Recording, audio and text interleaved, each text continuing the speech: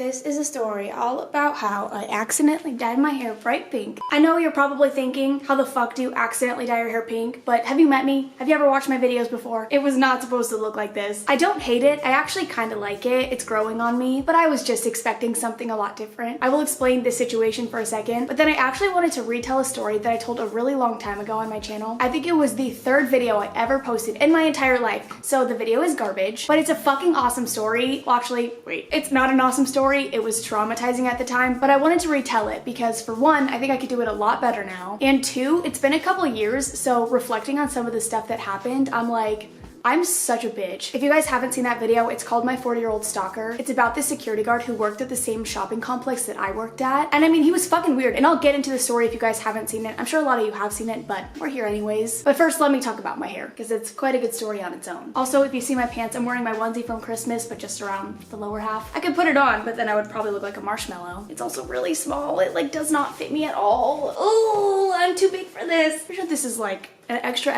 small. PG only in this house. Oh my god, my ass is literally hanging out. I lied about the PG part. So over the last couple days, I've kind of wanted to lighten my hair, or I had this idea in my head that I wanted to lighten my hair, but I didn't want to lighten it to a lighter color. I wanted to lighten it back to blonde. And I know I've said a million times that I will never go back blonde, and I have no desire to be blonde, but I changed my mind. I don't necessarily want to be blonde. I kind of just wanted my ends to be lighter, but I didn't think this process through at all. I feel like Frenchy from Grease. I don't know if I'm old, and if you guys have never seen the movie Grease, it's a great movie, you should watch it. It's actually a musical. But there was a girl who dropped out of high school so that she could go to beauty school. And in the process of dyeing her hair, she accidentally dyed it like bubblegum pink. So I did a shit ton of research yesterday, and I was looking up different ways to lighten your hair at home, just like really safe remedies, because I didn't want to bleach my hair. Also, for everybody who keeps telling me to go to a hairdresser, fuck off. I do a lot of research. I kind of know I don't know what I'm doing, but I do a lot of research before I do this shit, and also it's my hair. Like, let me do what I want. I don't want to pay hundreds of dollars every month to change my hair because I change my hair all the time. My hair is still really healthy and I take really good care of my hair, so let me have this, okay?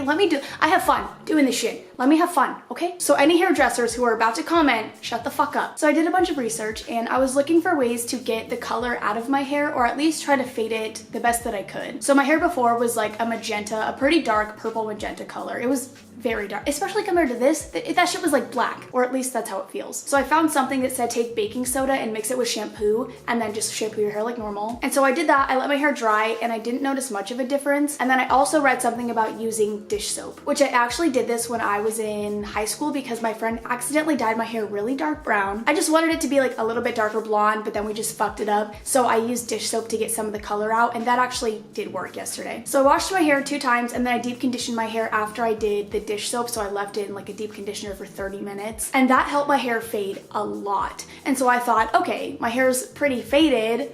Let's try to lighten this bitch up. So I went to Target and I got an ombre kit because I just wanted to lighten the ends. It was the same Colorista. Like, I trusted that brand because I've dyed my hair with Colorista a million times. And so it was just like a lightening cream, like a lightening powder type thing. It was bleach. Like, I bleached my hair yesterday, but it was like just a lightener so that you could like use the hair colors they give you so they're more vibrant. You know what I mean? I'm not sure what part of me thought lightening magenta hair would turn it blonde, because that's just not even logical. I'm just dumb as shit. So I get home with this lightening cream and I just thought I could lighten it enough to where it would almost be blonde. Like, I figured there'd still be color in it, but I did not think that it would do this shit. So I do a test strand before I do any of this because one, I don't want to damage my hair. Like, if my hair felt bad at all after I did the test strip, I was not gonna do this. So I took a chunk of my hair, like probably this big, and I tied the rest of my hair up and I just put the bleach and lightening cream, whatever, on that strand. I left it on for like 25 minutes. So I go to the bathroom and I look at it and nothing happened, absolutely nothing. So I was thinking, all right, I know that it's stupid because it didn't do anything on this one strand, but I'm just gonna put it on a majority of my ends so that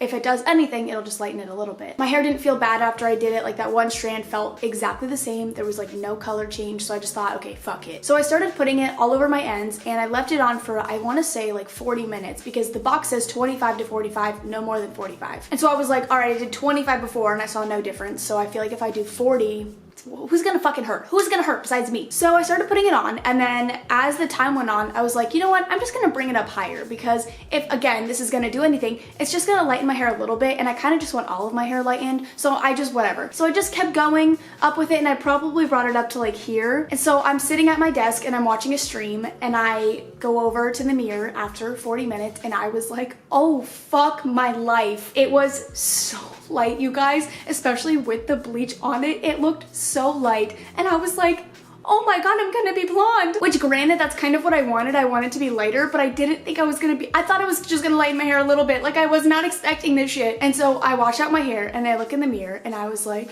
I don't know what I just did. And I was kind of panicking. I was like, I'm gonna have to like have somebody fix this tomorrow because I had no idea what it was gonna look like. And this was after like all day just fucking around with my hair and like trying to lighten it and doing this and that and impulsively buying this lightening cream. And please just don't be like me. And please, I know that I'm saying like, I don't want to go to a salon, whatever. Granted, I like how it came out and I'm really into it now. It could have turned out so horribly and I just feel like it's not worth it. I also feel like this will fade eventually into just a lighter pink to where I could probably bleach it again and it'll be blonde. I was actually debating last night. I was like, do I just go buy like a chocolate brown hair dye and dye my hair right now? Like, do I just go back to being a normal human being? But nope, we're not gonna be normal today. We're gonna have pink hair for a little bit. Also, it's pouring outside. I'm sorry if you can hear the rain. It literally rains nonstop here and it pisses me off. So disrespectful. But yeah, so I have pink hair now. It was an accident. I didn't record the process because after I did the test strand with the bleach, nothing happened. And so I was gonna record if it was doing something and then record that whole thing,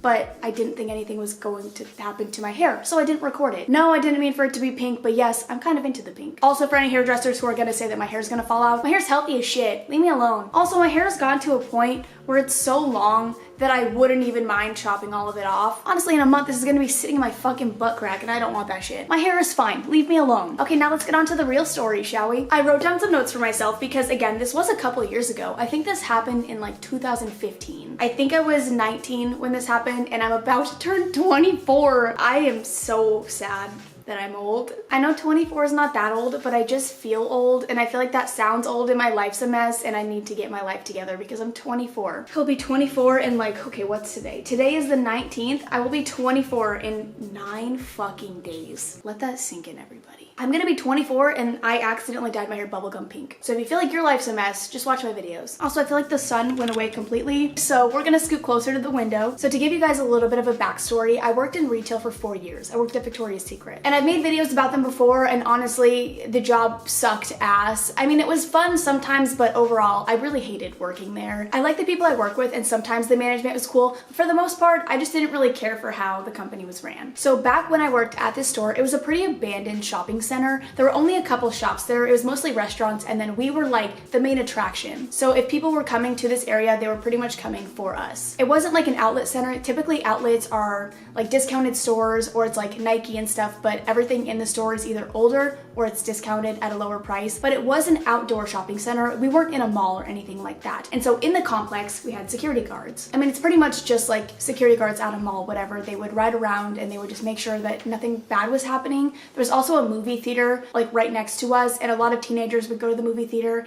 and just be a fucking obnoxious. So that was pretty much the only thing they had to take care of ever. I'm gonna repeat a lot of things that I said in that video, but they did nothing. Like, they never had to do anything. And even if there was something happening in our store, we weren't even allowed to do anything about it. So security guards were basically useless unless they caught somebody running with something or like actually stealing something. We weren't even really allowed to say anything to them, let alone call security to stand in our store. So when I say that they had nothing to do, they actually had nothing to do. So the security guards we're going to talk about, there will be 3. So there's going to be Ryan. This is what I named them in the last video. I don't even remember Ryan's real name, honestly. I remember Jimmy's real name, but he's probably the only one. So there was Ryan, who's gonna be like the cute younger security guard. There is Jimmy, who is the culprit. And then there's gonna be Hank, I think his name was. He was like the guy who took over after Jimmy got fired. I also want to throw in right now that I was not the first person who Jimmy attacked. He didn't attack me, I should not say attacked. I was not the first victim to Jimmy's antics. He had hit on my friend Holly. She was actually like my best friend at the time. He hit on her and he got her number and would talk to her all the time. But she is not as awkward as I am. And she's hot as fuck. So like, I completely understand why he went for her first. It's totally fine, I get it. I don't know how he went from her to me, but that's fine too. He had come into the store multiple times just hitting on the girls working in the front rooms. Like, it wasn't anything new. This was actually something I mentioned at the end of the last video, but I wanted to put it in now. When Hank started working, because okay, basically Jimmy was the head of security and then Hank came in later on and they worked together, but then Jimmy got fired and Hank was promoted to head of security. But when they worked together, Jimmy one time was like, hey, do you want to go into Victoria's Secret and check out the girls? That was the shit that they did with their day. Like, these these guys were not professional. And like, I don't know who hired them. I'm gonna be honest. Actually, well, Hank wasn't that bad, and neither was the cute security guard. Like, they did their jobs, whatever. Hank was weird. One time he told me that I left a trail of glitter everywhere I went, and I was like, what the fuck? But Jimmy was just fucking disgusting. So like I said before, there was this cute security guard named Ryan, and he had just started working there, and me and one of my managers thought he was really cute. So my friend Judy, bless her soul, I think I said this in the last video, but she loves to try to hook me up with every guy that has ever existed. Anytime I say guy's cute, she's like, I'm on it. So Judy goes up to Jimmy one day and she was asking if Ryan was single. And Jimmy was like, why did you and your boyfriend break up? Because Judy had been dating her boyfriend for a couple years now. They're married now. Hey Judy, hey Javi, what the fuck is up? So she was like, oh no, it's for Courtney. Like Courtney thinks he's cute. And so Jimmy was like, oh shit. I can't remember if he said he was single or not. I'm not really sure if the question was ever answered because Jimmy was instantly like, she's mine. So a little bit of time goes by and Jimmy finds Judy one day and he approaches her and says, is Courtney still single? And she was like, oh yeah. And he tells her that he wants to send me flowers and he asks the next time I work. So Judy was like, okay. I fucked up, but she didn't really know what to do, so she did tell him the next time I worked. And my next shift happened to be on Valentine's Day, and I was like, the timing could not be worse. So I get to work that day, and when I was working there, most of my shifts started at 5 or 6 in the morning, and then I would work until like noon, 1, 2, it depended on how much shit we had to do that day. So I get there at 5 or 6 in the morning and Judy was like, I have to tell you something. And I was like, okay, what the fuck happened? And she was like, you cannot be mad at me. And I'm like, okay, I won't be mad, I promise. So she tells me the entire story because I knew none of this at this point. Like I didn't even know that she had approached Jimmy. I didn't know that he had approached her after that. I didn't even know that she spoke to this man. I'm like, why are you talking to him? Oh yeah, I forgot to mention he's 40 and has a kid who's like my age. Just kidding, he's 9. But it's pretty much my age. I look like a 9-year-old, so same thing. He was like 35 to 40. He had like a 7, 8, 9-year-old kid. I don't know the exact details, so we're just gonna go with that. At this point, he's over the age of 40 and the kid's probably like 11, so that's awesome too. So she tells me the entire story and she says that he's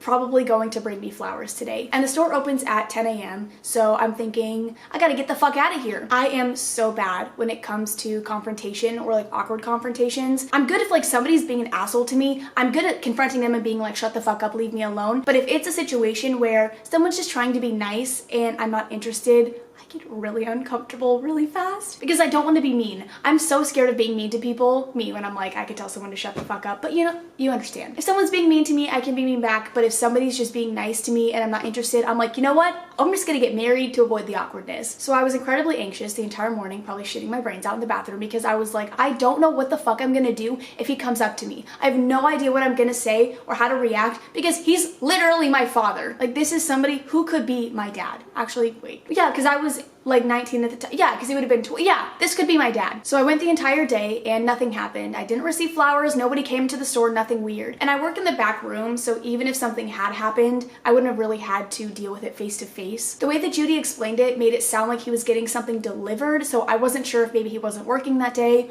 or if he didn't want to approach me because he's a weirdo. So I didn't know if he was having it brought to me or what was gonna happen. So I tried to stay in the back room as much as I possibly could. And what we do with shipment is like, we open up the boxes, we get all the product out, we censor it, we fold it, and then we go put it on the floor. So I think I would just send people to push everything for me so that I could stay in the back room. Like I just tried to avoid contact with any humans that day. I was so anxious. So my shift ends and me, my friend Judy, and my friend Lauren ended up going to lunch. So we went to lunch somewhere in the complex, like a couple stores down. And while we were at this restaurant, I get a text. And I think it was from just another girl working that day. And she was like, somebody dropped something off for you. You should come back to the store. I immediately knew what had happened. And I'm pretty sure I texted her back and I was like, I want to die. She was like, bitch, why? Like, it's really nice. And so I told her, I was like, it's from Jimmy. And she was like, oh fuck, okay, I completely get it now. It's really fucking rude of the sun to do this right now. It's literally noon and it is so dark outside because it's so gloomy. Why you gotta do it to him? So after lunch, I'm forced to go back to the store and I walk into the back room and I actually have a video of this moment.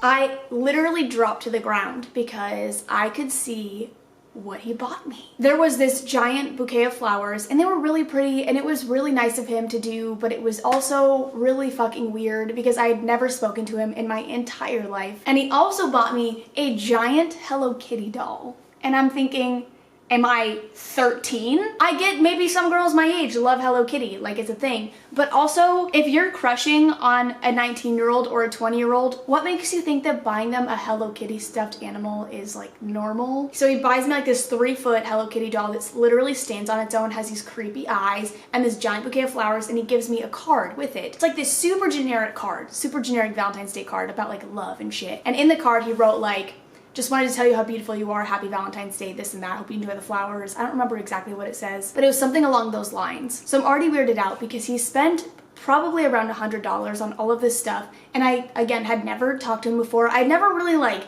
met him face to face. I just knew that he worked there. I knew he was head of security because you just know. I don't know, I work 24/7. I know who the security guards are. I see them all the time. But it wasn't a relationship where the security guards would talk to us and stuff like that. They would come into the store sometimes, and if we were in the front room, maybe they would say hello, but I rarely worked in the front of the store. The only times he would really see me is when I'm taking out trash, which is not attractive, I'm going to get myself a fucking bagel, not attractive, or I'm walking to my car to go home. Also, keep in mind, I look 12 now. I looked 8 back then. And I also worked really early in the morning. I never got ready. So I would come to work with no makeup, my hair is like fucked up, a giant t-shirt, and my shitty Converse that were falling apart. So I just don't know where this attraction even came from. And I guess somehow he got Hello Kitty vibes from me, I don't know. So after he gave this stuff to me, I was like, I don't want any of this and I don't know what to do with it. And so I actually gave the stuffed animal to somebody that I worked with to give to her child. And then I was like, I'm just gonna give the flowers to Brittany because she loves flowers and so she'll appreciate this, unlike me. Also, I'm pretty sure they're leaf blowing.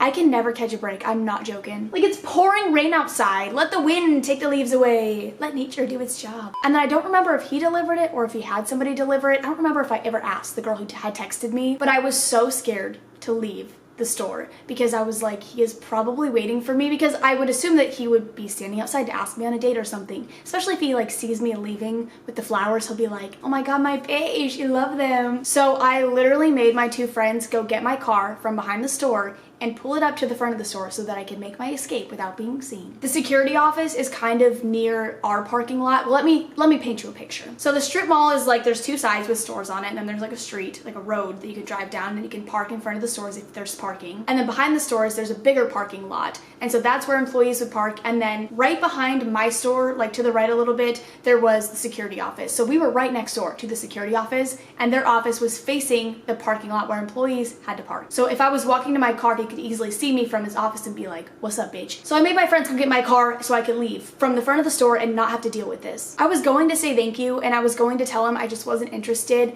but I never got the opportunity because instead of that, I tried to avoid him forever. Like I said, I just get really uncomfortable in these situations, and if something makes me that anxious, I would rather avoid it than have to deal with it. And I know that's a horrible way to deal with my problems, but that's how I dealt with them back in the day. I still kind of do that now. But I just figured if I avoid him, then I don't have to deal with any of this, and I would love that for myself. So most days that I worked, I would try to stay in the back room as much as I could, and I started parking in like random ass parking spots, so not in the employee parking. I would park either in the front of the store, and I would just tell my boss like, I'm scared, like I don't want to have to deal with this, or I would park by Panera, which was a couple stores down, but it was like on the opposite side of the complex than where I would usually park. This plan didn't really work out because he knew which car was mine, and that leads us into the next creepy story. There was one night where I was closing, and I never closed the store, ever. And I'm pretty sure we just had matching schedules 24/7 because every time I worked in the mornings, he worked in the morning. And this one time I happened to close the store, he was closing, or he was like working the late shift, whatever. He was closing the security office, I don't know. So I was working until like 11 p.m. and I'm pretty sure I was the manager there that night. So I just had to like count the drawers and close up the store. It's really fucking easy. So normally the store would close at 9, and then it would take us an hour, hour and a half to 2 hours to close the store fully. So I probably left, I'm just gonna say 10:30. I probably left the store around 10:30. And there were some nights where the security guards would walk everybody to their car, like they would meet us at the front door and just kind of, because it was just like this creepy, sketchy pathway. It's nighttime, you know, just to be nice. So they would walk everybody to their cars. But it wasn't every single night, but I got nervous that maybe he was going to do this night. But I was also not nervous because I had a group of people, so he can't really say much to me. So we get outside, and I had actually parked next to Panera. So actually that wouldn't even make sense because even if he went with them, I wouldn't have to deal with it anyways, but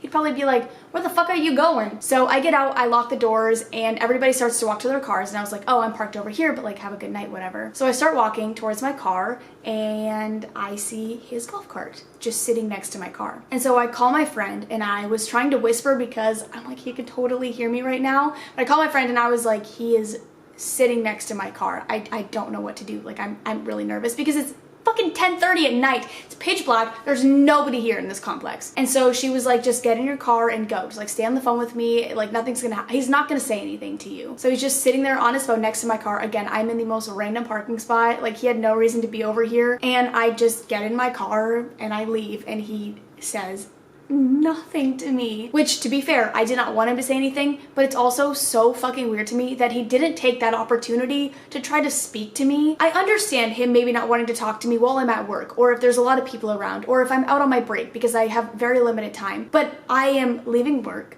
This is like the perfect opportunity for you to be like, hey, did you get the flowers? Like, how did you like them? This and that. But he doesn't say, he just like watches from a fucking distance. And this time, there was no distance. He was just watching. I started to think that maybe people were pulling some sort of prank on me because this just was not real. There was no way that this was real anymore. If he actually was interested in me, he totally would have tried talking to me, or he would be trying to like get my attention and stuff, but it just never even put any effort into it other than giving me the flowers, which I feel like anybody could have done. But then the other managers started to tell me that he would come in asking for me, and if I wasn't there, he would come in a couple hours later asking for me again, or asking for my schedule when the next time I worked was. And they would tell him, you know, we can't give out that information. You're just gonna have to see if your schedules collide one day to if you want to talk to her. So then there was one day I was working, and as I was leaving, this was like a couple weeks after, so I honestly thought it had died down at this point, especially because he hadn't even tried talking to me. So I'm walking to my car, and I see a note on my car. And it's just like a little note shoved into my door handle. And so I started freaking the fuck out. I take the note out, I get into my car, I throw it in my passenger seat, and I just leave. I wasn't even gonna sit there and read the note just in case he was watching me from the security office and was like,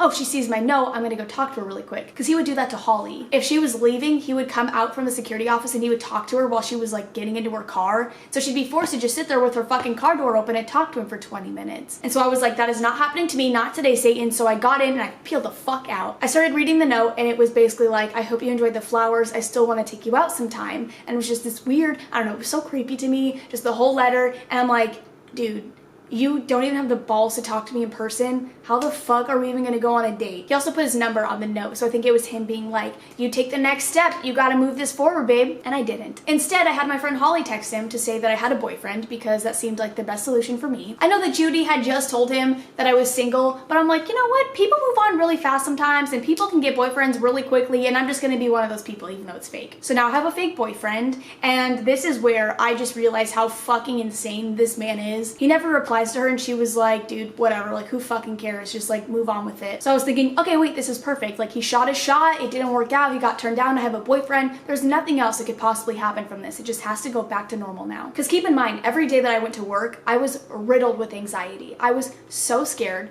and I did not want to talk to him. I was so nervous. It literally affected me for like months. So one day Ryan comes into the store and he goes up to one of my managers and he asks, he's like, hey, what's up with Courtney and Jimmy? And she was like, what? And he was like, oh yeah, Jimmy talks about her all the time. Aren't they dating, or aren't they like together, something like that? And she was like, are you fucking joking? She's like, no, they're not together. And she told him, she's like, Courtney's actually really weirded out by it, and she has a boyfriend, so he needs to leave her alone. Like he's following her around and he's putting these notes and stuff, and he's being really creepy towards her. And he was like, I had no idea. He was like, the way that he talks about it, you would think that they were together, like they were dating. My camera stopped recording, but I'm back. Oh my god, my hair is so bubblegummy. So then he said he thought we broke up or something because Jimmy has been moping around. He's been so depressed, like so upset, like just because I have a fake boyfriend. He said he like will not talk to them. He's been miserable. It's like he acts like I cheated on him, or like I broke up and I moved on really quickly and I got a new boyfriend. Like I do not understand this man at all. It's like the fact that one of the other security guards knew like all of the details. Well, actually, okay, he didn't know all the details. He knew Jimmy's weird side of things, but the fact that he thought we were dating because Jimmy talked about me so much, and that Jimmy was so sad because I had a boyfriend, it's like alludes to the fact that we dated and I left him for somebody else. And so I'm like, what are you telling these people? Like, I don't even understand. Like, they would see us interact because there would always be like 2 or 3 security guards on at the same time. And so if they ever saw me just walk past Jimmy and not say anything, What would make you think that we were dating? So that's when I started to think, well, I thought it was over, but this is just the fucking beginning. I was in shock then, and I'm still in shock now that he could actually make people believe that we were together when we had never even spoken before. I said this in that video, and I'll say it again. I had probably said maybe 10 words to him max, like my entire time working with him. If we ever needed help taking out trash, I would ask him. If we needed help opening up the dumpster, I would ask him. Or I think one time I asked him to help me open up a box because I couldn't open it up. It was like this really heavy thing, like it was some sort of fixture that we had to make. But other than that, I've never spoken to him. Like I've never had a conversation with him, anything other than me being professional and asking for assistance because he was a security guard. And so after my manager told Ryan about this, he was like, I had no idea.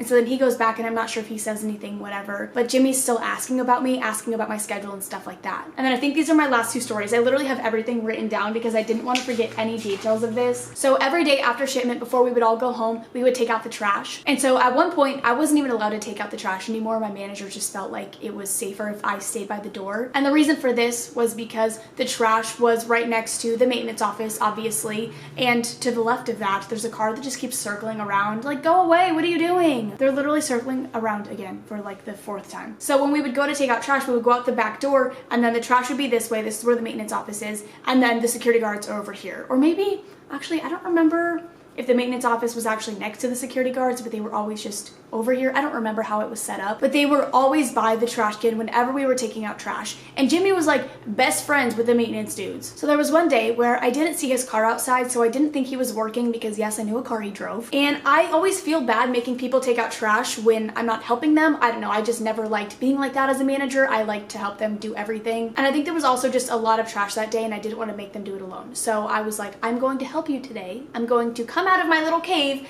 my safety area, and I'm going to help you take out trash. And it was fucking awesome. I took out trash, nothing happened. I was free in the world for a little bit. I got some fresh air. It was fantastic. So then the next day, I decided to do the same thing. And I didn't see him outside. His car was there. He was working that day, but I didn't see him near the trash can. So I was like, I'm gonna help him take out trash. Like I need to get over this shit anyways. I cannot just hide for the rest of my life. So I'm helping them take out trash, and the maintenance guy is like on his golf cart right there. And I said to them, I said, watch, he's gonna go get Jimmy. So he goes over to the security office, and I kid you not, he comes back on his golf cart with Jimmy. And I'm like, this is fucking weird. And I don't know if it was just a coincidence, but he was just sitting by the trash can area, and as soon as he saw me out there taking out trash, he went and he picked him up and brought him back over there. So I started running back to the door, and I'm like, okay, fine. I'm gonna hide for the rest of my life. This is it. It was just all of these strange occurrences, and I don't know if they were coincidences, and I don't know what to believe, honestly, but he was so weird towards me, and he was leaving me all these notes and doing all this stuff that it's hard for me to believe that they were just coincidences. I do think that he went and picked him up because I was there, and I do think that he would tell people about me and talk about me and send people to come see if I was working so that he could come in and just look at me. I don't know. So then to end off my amazing story, well, actually not to end it off, but the end of any weird interactions I had with him, I guess. There was one day where I was helping my friend with a project, and so we went to Boba just to get tea, and then while we were at Boba, he drove by like 3 times because the Boba place was across the street from Victoria's Secret, and so you could see inside the store, and he had driven by like 3 times. And then we walked over to Panera so that we could actually do the project, so we just got food and we sat down outside, and he drove by like 8 times. And I'm not even being dramatic with this. It's like he just drove by to look and then he would leave. I made this joke in my other video, but I'm going to make it again because it's just, he drives by, he's like, oh, there's my ex. This is so awkward. I can't really see her. But I just don't know how he would view me, and that's something I'm like trying to think about now. It's like when he saw me, what did he think exactly? Where did he think we were in our relationship? Did he think I was his ex? Did he think this was the girl that denied me? Did he think this is the girl who broke my heart and she left me for another man? Like, what does he think about me as a person? How does he view me? Who does he think I am? I broke this motherfucker's heart. So everything started to die down after that. Like there were a couple times where we had a really sketchy person in the store, and I was like, I don't know if they're gonna be violent with us, so we would call them just to be safe. So I'd have to call him, I'd be like, hi, it's Courtney from Victoria's Secret. Could you come in the store for a little bit? And he'd be like, he cannot speak to me on the phone. He'd be like, I'll be right there. And so he would come stand in the front of the store, and I'm a manager, like I have to be professional, especially because I called him to come in here. And then like I said, after a while, everything pretty much died down, and I found out that he quit. Like somebody told me that he just quit one day out of the blue, and I was like, oh shit, perfect. But then this is where Hank kind of comes back into the picture. So he took over as head of security when Jimmy supposedly quit, and he comes into the store one day and he talks to Judy. Judy's just like this super friendly person, and she had talked to like all the security guards and they knew who she was. And so he went up to her and he was like, hey, did you hear about Jimmy? And she was like, oh yeah, didn't he quit? And he was like, oh no. He's like, do you want to know the real reason why he got fired? This man got fucking fired. And so he tells Judy that he went up to this girl who worked at Pita Jungle, just like another restaurant in that complex, and he told her, if you do not have sex with me, I will tow your car. I don't understand. I actually forgot about this part of the story when I was rewatching the video. I was like, oh yeah, I fucking remember now. This man is clinically insane. And so part of me thought, wait, things died down for a little bit, so maybe like while he was moving on to this girl, he stopped stalking me as much. So this poor girl who's working at Pita Jungle is probably like, this creepy security guard will not leave me alone. And then he actually had the audacity to go into her store and say, I will tow your car if you don't sleep with me. Watching the video back now, I wish I would have said something to him at the beginning because it did make me uncomfortable. And I feel like I could have saved myself months of anxiety and just panic pretty much whenever I had to go into work. I just feel like I could have prevented all of that if I would have said something at the very start. I should have thanked him for the flowers and I should have thanked him for the gift, but told him I wasn't interested, and I know that I should have done that, but I didn't do it and I can't take that back now, but I've learned from it. And I do feel bad for never thanking him because I know that he probably put a lot of effort, probably a lot of money into that, and I was just like, this is weird, I don't want to say anything to him. But I also at the same time feel like if I'm uncomfortable by something, I don't have to thank somebody just because they spent money. Like, they chose to do that and I'm uncomfortable with it, and I don't want to have to approach you or talk to you just because you did that. Hope that makes sense. It kind of goes back to streaming as well, because I was thinking about this the other day. If somebody wants to donate me a lot of money, then they're allowed to do that, but I'm not obligated to do whatever they tell me to do just because they gave me money. Like, they can't donate me $100 and say, show your tits. I'm not gonna show my tits just because you gave me money. So same thing with this. I'm not gonna go on a date with you just because you bought me flowers. I don't know, I feel like it just doesn't correlate. I should have thanked him, yes, but it doesn't mean I'm obligated to hang out with him or give him a chance, anything like that. Also, the age gap was a huge factor in it, in my opinion. Again, I was probably 19 years old and he was nearing his 40s, if not already in his 40s. I never talked to him. I knew nothing about him. He had previously hit on other girls. So it's like, I was uncomfortable with the entire situation. That went on for a couple months. I'm not sure the exact time frame. All I know is when I see a blue Subaru to this day, I'm like, it's Jimmy. He's following me. Every time I saw his car, especially during that situation,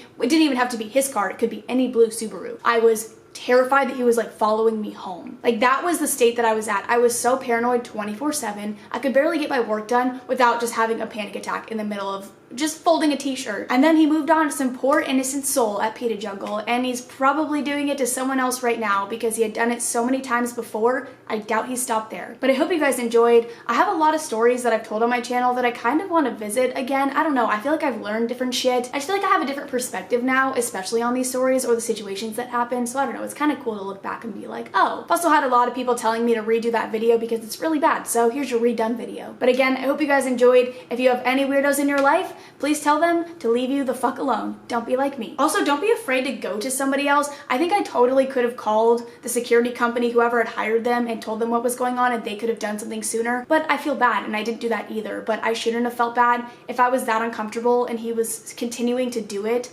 Actually, he didn't know how uncomfortable I was. But okay, let's say, for example, I told him that I was uncomfortable and he kept doing it, then I totally could have had something done. Stand up for yourself, speak up, bitches, and tattletale when that doesn't work. I love you guys. I will see you in the next one. Bye. Just like went like this. I will see you in the next one. It's like a cheerleader. I've been watching a lot of Antonio Garza and I'm like, yeah. I think that I have a pretty good auto-tune voice. I think that I sound like I'm auto-tune already. I don't think that my voice would sound good with auto-tune. That was probably confusing. I could do like the, yeah, no, okay, I'm gonna go.